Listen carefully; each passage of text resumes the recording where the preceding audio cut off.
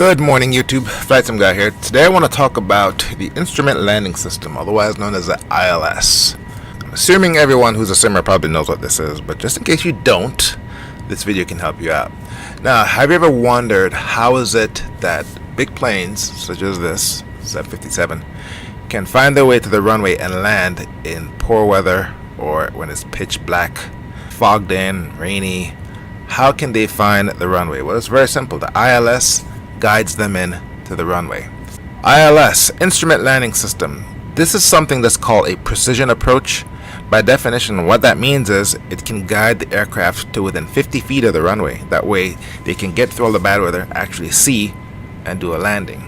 First, let's start with the definition. What is the ILS? What is it comprised of? The ILS is composed of three instruments: a localizer, a glide slope, and the marker beacons. I'm going to take a break from the cockpit here to go over each of those. Before we go into each detail, what are these things? Localizer, glide slope, and the marker beacons. In short, they're radio transmitters. That's all they are. They're radio transmitters on the runway. They put up beams of radio waves that the aircraft can ride and follow its way all the way down. This is called the glide slope. It's a transmitter, puts out radio waves. This is called the localizer. It's at the foot of the runway, and it puts out a set of radio beams that helps the aircraft come in. And the marker beacons, to be honest, I have no idea where they are on the runway, but they also blast out radio beams that the aircraft can use to tell how far they're away from the runway. Now, the localizer, glide slope, and the marker beacons. The best way to describe that, this is the best way to indicate how it works. The localizer will tell you how far to the left or to the right you are of the runway. The glide slope tells you how far above or below you are to the glide path. And the marker beacons simply tell you how far away you are from the runway. In this case, to use these radio beacons, you have to tune into them in the aircraft, and I'll get to that in a moment. Once you tune your radios, and there's one radio that you use, it's called Nav1. Once you tune Nav1 into the ILS frequency and you get lined up or you intercept the ILS, it will tell you, hey, you're a little bit low here, you're below the glide path. That means you need to give it some gas, pull up on the elevator, and get back into the glide path. Here, you're too high. Come off the gas, let the plane sink, and get into the glide path. And with the localizer, if you're dead on in the center, the needle is lined up in the middle. If you are to the right of the localizer, it's going to show you showing up as to the left, which means you got to come left to intercept. And if you are to the left of the localizer, you need to fly right to get back into the middle. If you're flying in and you have a perfect plus sign, that means you are exactly the glide slope and the localizer. These are called the marker beacons. You have the outer marker beacon, the middle marker beacon, and the inner marker beacon. The outer marker beacon, I think, says you're about 7 miles away from the runway. The middle marker beacon is when you're on short final, less than a mile, and the inner marker beacon, you're practically on top of the runway. And these components is essentially how the ILS work. Alright, so let's get back to my video. In this case, I'm flying the Quality Wing 757 into Port-au-Prince, Haiti. I have intercepted the ILS. In this case, the frequency for the runway is 111.5. I'm using this Nav radio right here, and my instruments here at the bottom shows that, and I wish this thing was a little bit higher up, I'm trying to intercept the ILS. This little thing right here tells me that the glide slope is above me. So I'm actually below the glide slope. And here I'm using the autopilot, the heading bug, to try and intercept the localizer. Now, if I ever get this damn video to come on down a bit, I could show you down here. The video scrubber is messing it up. Okay, here we go. If you look carefully, oh, by the way, when I filmed this, it wasn't my intent to use this particular video to show how the ILS works. You know what? I think I'll use a different one. Alright, so in this video, I'm in the ERJ 145, and I'm going to the island of, in this case, I'm going to the US Virgin Islands, and I'm flying to intercept runway 10 at the main airport in St. Thomas. Now, my radio is already tuned to 110.1. That is the frequency for the runway. And as you can see, I just made my left turn to get lined up with the localizer right here, and the glide slope is above me. Usually that's how you fly to intercept the ILS. You maintain a certain altitude and you keep that altitude, and eventually you'll fly into the glide slope. Because remember, the ILS shoots out a beam of radio signals that doesn't move. So if you're out here and the ILS beam is up here, it's going to show you as flying lower than the glide slope. You maintain altitude and eventually you fly into the ILS, and that, or carrot or whatever you want to call it, starts drifting down. That tells you you are flying into the glide slope. This line right here tells me I'm almost perfectly lined up. I'm a little bit off, and this tells me I'm below the glide path. Now, this button over here is called the approach hold, APPR. What that means is, once you're lined up with the ILS, your autopilot is on. What that means is, once you fly in, and this is directly in the middle, it's going to capture the ILS, and you can literally hands off. The plane will fly itself down to the foot of the runway. This plane and others like it, smaller planes depending on what it is, you don't have an auto throttle, so you have to manually manage the thrust back and forth to make sure you don't go too fast or too slow. Otherwise, the ILS and the automation in the aircraft takes you down to the runway. That's how those big planes, those big jets, Airbuses and the Boeings, once they capture the ILS, pretty much it flies itself in. And then at the last second, when you're on short final, 200 feet at minimum, so you go ahead and turn off the autopilot and land. By then, hopefully you can see the runway. Now, the ILS technology is similar to that of a VOR. The only difference is the ILS is like a single VOR radio, and it's extremely sensitive. So if you're flying too fast, you might overshoot the ILS, so you have to have your speeds just right. Here you can see this is coming down into the middle. Got my gear down, and I should be intercepting or capturing the ILS shortly. And there, I just captured the ILS, and I'm not pushing the nose down. The autopilot is. It's going to descend down at 500 feet per minute, right down to the runway. Alright, what we're looking at is the approach plate for runway 10 at the main airport in St. Thomas.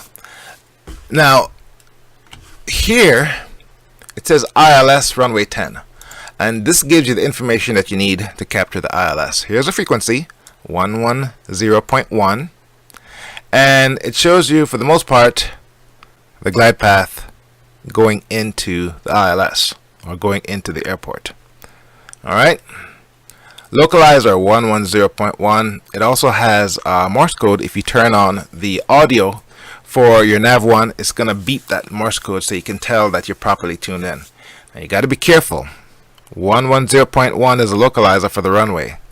108.6 is a VOR station that's just a little bit off. You got to make sure you have your frequencies right. This is what it looks like. Now, and this is very important to know, not all runways have an ILS. In this case, there's an ILS for runway 10. On the other end, runway 28, it probably doesn't have an ILS. Not all runways have an ILS. Alright, so I'm at skyvector.com, and I went to Atlanta. Why? Has a lot of runways. And I want to say either Atlanta or Chicago has the record for the most ILS. In this case, we have an ILS for runway 8 left, 8 right, 9 left, 9 right, 10, 26 left, 26 right, 27 left, 27 right. That's 1, 2, 3, 4, 5. So that's a bunch of runways. My point is, not all runways have an ILS. Let's go to Bolton Field. Bolton Field has one runway, but the ILS is only on runway 4. Here you can see the approach plate. The frequency is 111.7. Runway 4. If you look at the approach plate for runway 22, there is no ILS. So that's the first thing you need to understand. Also, some airports, they don't have an ILS, but you may have only the localizer on a runway. And in other cases, you may have only the glide slope and no localizer. So these are things you have to remember and consider when doing instrument approaches. Alright, so let's pretend we are flying in some poor weather, or we're flying at night, and we want to get to the main runway at Port-au-Prince. Once you're in the ILS, you're pretty much home safe. You just need to hit the approach hold, turn on the autopilot, and ride it down. The hard part with the instrument landing system is intercepting the ILS. Now, I have a video on flying the pattern. Okay, you know how that works. You know how that works. You take off, upwind, crosswind, downwind, base, and then you're on final. When you fly to intercept the ILS, you need to know your orientation relative to the airport and relative to the runway. Make sure you're at your minimum safe altitude, okay? If you need to fly the pattern, by all means fly the pattern. But what's important to know is you need to be approaching the ILS at a 45-degree angle, like this. If you're coming in at a right angle, like you're flying the pattern, what's going to happen is the needle's going to start moving, and it's too sharp a turn. By the time you make the turn, you're going to overshoot the ILS. So you want to intercept the ILS at a 45-degree angle. Then once you see the needle start moving, you go ahead and come left or come right and center up with the center line, hit your approach hold, and you're good.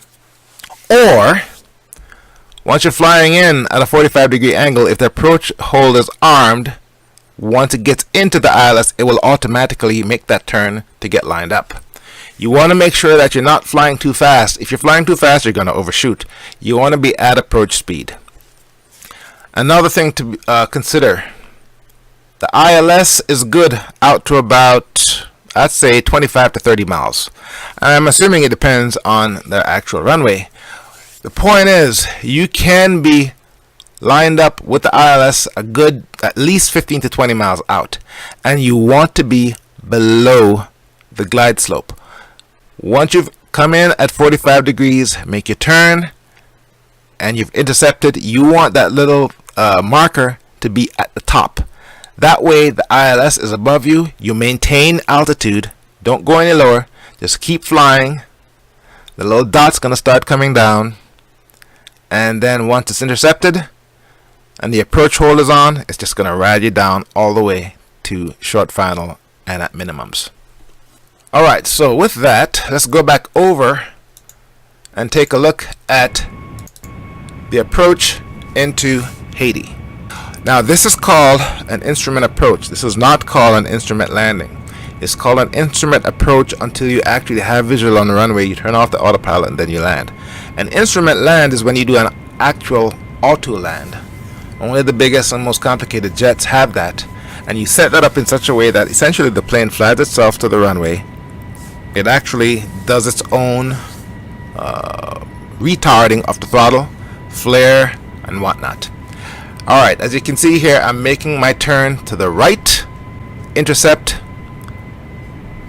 the localizer, and in this case I'm actually descending and I'm already below the glide slope. So that doesn't make any sense. I shouldn't have done that. Either way, I'm in a good position right here. I'm a little bit to the left That's the reason why my heading beacon is a little bit to the right of my flight path so that I can intercept. Pitch black. In this case, you want to be focused on your instruments. Don't bother looking out here yet. 10.7 miles. This DME is tied in with the ILS 111.5, and I'm 10.4 miles away from the runway. 1 year on final approach. It's all stuff you need to remember. Go through your approach checklist. I am at 123 notch. Gear is still up. I've just armed the approach hold. This little diamond's coming down. That means I'm approaching. I'm almost directly in on the glide slope. Once it's intercepted, my vertical speed is going to start going down to 500 feet per minute. But I'm still flying relatively slow, 176 knots, bobbing around. I'm at flaps 1, 2, 3. Gear is still up. I've intercepted. Now my vertical speed is between 1,000 and 500 feet per minute. Still not going to see anything just yet. Give it one more notch of flaps. I need to quit bobbing around here. 500 feet per minute coming down, and as you can see, my altitude's coming down. I'm a little bit fast. Okay, my touchdown speed should be about 130. I'm a little bit fast. I'm seeing some buildings now, but I'm directly on the glide slope. Altitude's 2,100 feet. Now, if you want to be professional about this cockpit should have already been set up for a missed approach, which means I should have had the altitude for the missed approach dialed in and everything ready for missed approach. The point is, you need to prepare as much for the missed approach as you do for the landing. 50-50. I'm getting the little signs of the runway right here. Coming down 700 feet per minute. And I've reduced my speed to 155. In this case, I'm using an auto throttle. The 757 has an auto throttle, so I'm using that to maintain my speed. Runway is slowly coming into focus. I'm flying a little bit faster than what my auto throttle speed says, but that's because I'm descending. Take it back a little bit further, and what you're seeing is I'm having the mouse right over the autopilot disengaged, because what's going to happen is shortly before I touch down, or right after short final, I'm going to turn off the autopilot and land. Arm the speed brakes. I'm at flaps 1 knot short of full flaps. And here, I'm using the PAPI lights also. I have 2 reds over 2 greens. That means I'm perfectly on target. Okay, and right about here, I turn off the autopilot. And you got to make sure to turn off the auto throttle, otherwise the plane will just float over the runway. Bring it down, and by the time I do my flare, my speed is decaying to around 134, 132, which is my touchdown speed. Now the next time you're at an airport, real or an FSX, look for the markers. You can actually see the antennas for the glide slope and the localizer. Alright, so that's the landing of the 757 coming into Haiti. This is the landing coming into St. Thomas, Virgin Islands. Right here, I'm descending at 500 feet per minute. Only difference between this plane and the other is this one does not have an auto throttle, so I have to manage the speed myself. Right now, I'm at 134. I was at upper 130s. It's speeding up because I lost visibility of the runway. I had to give it more gas. The plane would pivot because it was keeping the nose high, trying to stay in the glide slope. Give it more gas. So what it's doing is, it's still on the glide slope, it's pivoting. Nose is down, and I'm a little bit above the glide slope here. So what you gotta do is come off the gas. If you look over here, you can see that I'm reducing power. And it's the same process as before. Just after short final, I'll turn off the autopilot, take it down and land. Alright, so what are your options for landing if you don't have an ILS? The runway doesn't have an ILS. If it doesn't have an ILS, you're pretty much screwed with regards to precision approaches. You can do a non-precision approach using many different sort of technologies. A lot of airports have a VOR transmitter on the field. You can use the VOR radio to do a non-precision approach to the runway. A lot of countries outside of the United States have NDB beacons around the airport. You can use the NDB beacons, your ADF, to actually track and do a non-precision approach to the runway. There's also the PAPI lights. The PAPI lights do a very good job of telling you how high, how low you are from the runway. Also, you can use a GPS approach. If you have a GPS, just dial in the airport that you want. It's gonna put the flight path on there, and you just follow it in. Let's see, what else can you use? The only other thing I can think of that you can use are radar vectors from an air traffic controller. They can give you vectors and they'll say notify or call us when you have the runway in sight. You say, oh, yep, got the runway in sight, cleared for visual approach, clear to land. Remember folks, intercepting the ILS sounds relatively straightforward. It is not. It takes a lot of practice. And you want to intercept the ILS at a 45-degree angle, and you want to be at least 20 to 25 miles out from the airport to start your approach run.